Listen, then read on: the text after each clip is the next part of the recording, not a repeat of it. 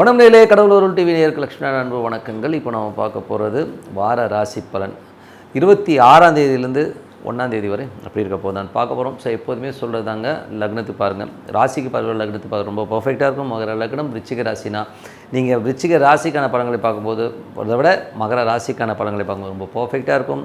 Tip of the week இருக்குது. இந்த வாட்டி டிப் ஆஃப் த வீக்கில் கடன். ஏன்னா கடன் பார்த்திங்கன்னா நிறைய பேருக்கு நிறைய விஷயங்கள் வந்து அடிபட்டிருக்கும்.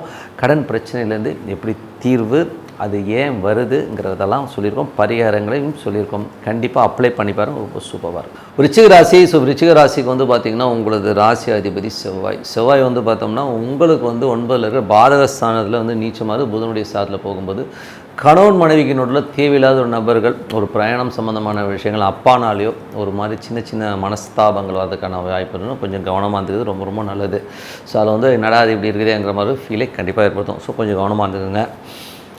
இதில் வந்து பார்த்திங்கன்னா பிளைண்டாக மனைவி சொல்கிறாங்க இல்லை அப்பா சொல்கிறாங்க சொல்லி நம்பி ஏதாச்சும் சண்டை சச்சரவில் வந்து ஈடுபடாமல் இருக்குது ரொம்ப ரொம்ப நல்லது. தேவையில்லாமல் வந்து அவங்க சொல்கிறாங்க இங்கே சொல்லலாம்னு சொல்லி சண்டைக்கு போயிட்டிங்கன்னா அங்கே போன நடக்கிற விஷயமே வேறையாக இருக்கும், திருச்சி சொல்லுவாங்க. ஸோ அதனால் கொஞ்சம் அதெல்லாம் வந்து கொஞ்சம் கவனமாக இருக்கணும். 2ஆம் அதிபதி குரு. ஸோ 2ஆம் அதிபதியான குரு வந்து பார்த்திங்கன்னா உங்களுக்கு வந்து 5ல் இருக்கும்போது நல்ல இப்போது ட்ரீட்மெண்ட் எடுக்கும் பொழுது குழந்தை கிடைக்கிறதுக்கான வாய்ப்புலாம் நிறையா இருக்குது. ஸோ அதெல்லாமே ரொம்ப சிறப்புங்க. ஏன்னா 5ல் குரு இருக்கும்போது அது கார்கோபாவனாசின்றதெல்லாம் விட்டுருங்க, கூட சனி இருக்கார். சனி இருக்கும்போது பார்த்திங்கன்னா கொஞ்சம் அந்த ஒரு மாதிரி விஷயங்களே ஏற்படுத்தும். ஆன்மீக சம்மந்தமான விஷயங்கள் இருக்கும், நல்ல ஒரு க்ரோத் கிடைக்கும். அதே மாதிரி வந்து பார்த்திங்கன்னா ஏதாச்சும் வந்து படிப்பு சம்மந்தமான விஷயங்கள், குழந்தைகள் வந்து அடுத்த கட்டத்துக்கு போகிறது மாதிரியான விஷயங்கள்லாம் ரொம்ப சிறப்பாக எல்லாமே ரொம்ப நல்லாயிருக்கு. அதுக்கப்புறம் பார்க்கும்போது உங்களுக்கு மூன்று வந்து ஒரு முயற்சி ஸ்தானம். ஸோ முயற்சி, டாக்குமெண்டேஷன், இளைய சகோதரம் சம்மந்தமான விஷயங்கள்லாம் வந்து பார்த்திங்கன்னா சனி வந்து 5ல் இருக்கும்பொழுது குழந்தைகளோட வளர்ச்சி ரொம்ப சூப்பராக இருக்கும். அதில் மட்டும் வந்து உங்களுக்கு எடுத்த முயற்சிகள் வந்து பெரிய வெற்றி கிடைக்கிறதுக்கான வாய்ப்புலாம் ரொம்ப நல்லாயிருக்கு. அதில் வந்து கலைஞர்களுக்கும் சரி, மேற்படிப்பு சம்மந்தமான விஷயங்கள், அயல்நாடு போய் படிக்கணும், வெளிநாட்டில் போய் ஒரு நல்ல ஒரு வேலையில் இருக்கணுங்கிறவங்களுக்குலாம் வந்து அதுக்கு கிளிக் ஆகிறதுக்கான வாய்ப்புலாம், கலைஞர்கள்லாம் வந்து பெரிய அளவில் வந்து முன்னேற்றம் வர்றதுக்கான வாய்ப்புலாம் ரொம்ப நல்லாயிருக்கு. அதெல்லாமே ரொம்ப சூப்பருங்க. அதுக்கப்புறம் பார்க்கும்போது உங்களுக்கு 6ஆம் அதிபதி 7ல் இருக்கும்போது வேலை நல்ல ஏற்றம், நல்ல விஷயங்கள் எல்லாம் இருக்கும். ஸோ அதெல்லாம் போய் ஒரு மாதிரி பட் வேலை பலு இருக்குமானா கொஞ்சம் சின்ன சின்ன வேலை பலுக்கள். ஏன்னா வந்து 6ஆம் அதிபதி வந்து பார்த்திங்கன்னா உங்களுக்கு 9ல் இருக்கும்போது ட்ராவலில் வந்து ஒரு மாதிரி கம்ஃபர்ட்டாக இல்லாமல் ஃபீல் இருக்கும், நிறைய அவமானம் படுற மாதிரி, ஏன்னா வேலையில் வந்து அசிங்கப்படுத்துறாங்க அப்படிங்கிற மாதிரி விஷயங்கள்லாம் இருக்கும். ஸோ அதெல்லாம் கொஞ்சம் கவனமாகணும். கடன் சம்மந்தமான விஷயங்களை ஏதாச்சும் நீங்கள் சொல்லி மாட்டிக்கிறதுக்கான வாய்ப்பு ரொம்ப கவனமாக இருக்குது, ரொம்ப ரொம்ப நல்லதுங்க. 7ஆம் அதிபதி சுக்கிரன் அங்கேயே இருக்கிறதா தான் அர்த்தம். ஸோ அது வந்து ஒரு சிறப்பான பலன்கள். சுப நிகழ்ச்சிகளுக்காக கொஞ்சம் செலவு பண்ணுறமான விஷயங்கள்லாம் நடக்கும். ஸோ எல்லாமே சூப்பருங்க. அதுக்கப்புறம் பார்த்தா 8ஆம் அதிபதியான புதன் வந்து பார்த்திங்கன்னா உங்களுக்கு 7லே இருக்கும்போது கொஞ்சம் பிளாங்க் ஆகும், மைண்ட் ஒர்க் ஆகாது. ஐயோ என்னடா அது ஒன்றுமே புரியல, இதை எப்படி நம்ம டேக்கிள் பண்ணுறோங்கிற மாதிரி விஷயங்கள் கொஞ்சம் நம்மளை வந்து சிரமப்படுத்தும். அதனால் வந்து இந்த டைமில் வந்து யாராச்சும் 3ஆவது மனுஷங்க வந்து 3 பேர் வந்து 3 விஷயம் சொல்லுவான். ஸோ எல்லாத்தையும் மண்டையில் போட்டு குழப்பாமல் கொஞ்சம் டைம் எடுத்து டெசிஷன் எடுக்க நல்லது. டைம்னால் எவ்வளோனா 2 நாள் 3 நாள் எடுத்து டெசிஷன் எடுங்க. உடனே வந்து தடாபடான்னு எடுக்காமல் கொஞ்சம் டைம் எடுத்து எடுக்கிறது ரொம்ப ரொம்ப நல்லதுங்க. ஸோ அதுக்கப்புறம் 10ஆம் அதிபதி செவ்வாய் வந்து செவ்வாய் இருக்கிறது வந்து தொழில் ரீதியான விஷயங்கள் வந்து நமக்கு வந்து 10ஆம் அதிபதி சூரியன் வந்து 7ல் இருக்கும்போது நிறைய தொழில் வாய்ப்புகள் வரும். நிறைய தொழில் வாய்ப்புகள், நல்ல லாபங்கள், நல்ல ஏற்றம்லாம் கண்டிப்பாக வருங்க.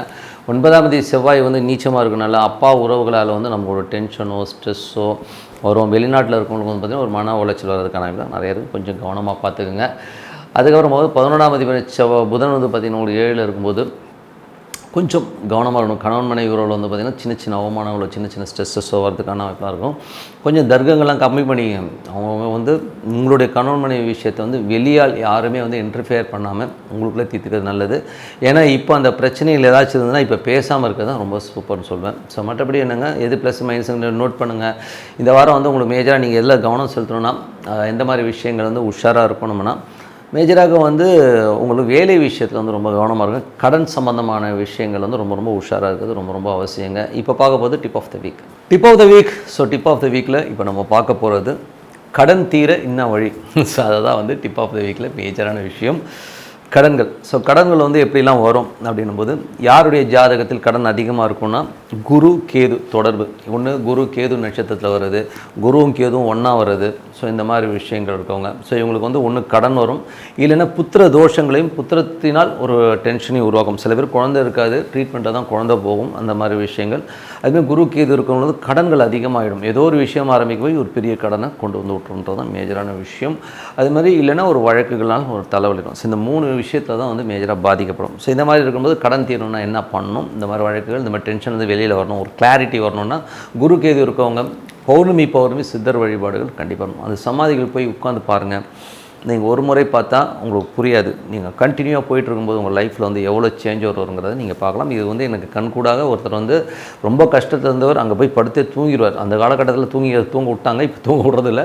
ஸோ அதனால் தூங்கிடுவார். ஸோ காலையில் இருந்தும் அவர் வந்து லைஃப்பில் வந்து இன்றைக்கி வேறு லெவலில் இருக்கார். ஸோ இது ஒரு உதாரணம். இதுக்கப்புறம் பார்க்கும்போது கடன் எப்போ அடையுங்க, எனக்கு வந்து கடன் தீரணும் அப்படின்னா அஸ்வதி நட்சத்திரம் வர அன்னைக்கு, ஓகேங்களா, அஸ்வதி நட்சத்திரம் வர அன்னைக்கு மேஷ லக்னம் வர அந்த டைமில் வந்து நீங்கள் வந்து ஒரு பணத்தை, அதாவது கொஞ்சம் அசல் கொஞ்சம் வட்டி ரெண்டுமே சேர்த்து கொடுத்துட்டிங்கன்னா உங்கள் கடன்கள் ஈஸியாக அடைபடுங்க. ஸோ அதுக்கப்புறம் அனுஷ நட்சத்திரம் வர நாள். ஸோ ஒரு அனுஷ நட்சத்திரம் வருதுன்னு வச்சுமே, ஸோ அந்த அனுஷ நட்சத்திரம் வர நாளும் விருச்சிக லக்னமும் வர அந்த நாள் அன்றைக்கி நீங்கள் வந்து ஒரு பார்ட், அதாவது ஒரு அசல் ப்ளஸ் வட்டி, ஓகேங்களா, ரெண்டுமே சேர்த்து அதை அடைங்க. அந்த காலகட்டத்தில் அடைச்சிட்டிங்கன்னா அந்த கடன் வந்து கடன் உங்களுக்கு வந்து அடையப்படுங்க. ஸோ அது வந்து ரொம்ப சூப்பராக ஒர்க் ஆகும். அது வந்து பண்ணி பாருங்கள், அது ரொம்ப நல்லாயிருக்கும்.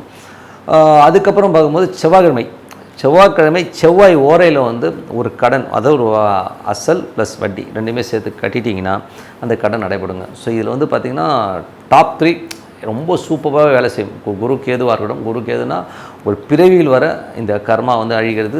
சித்தர் சமாதி வழிபாடு ரொம்ப சூப்பராக இருக்கும். அதே மாதிரி மற்ற அந்த அஸ்வதி நட்சத்திரம் மேஷ லக்னத்தில் போகும்போதும் சரி, அனுஷ நட்சத்திரம் வர காலகட்டத்தில் விருச்சிக லக்னத்துலையும் சரி, இந்த கடனை அடைக்கும் போது பெரிய லெவலில் வந்து அந்த கடன் தீர்ந்து ஒரு ரிலீஃபை கண்டிப்பாக கொடுக்குங்க.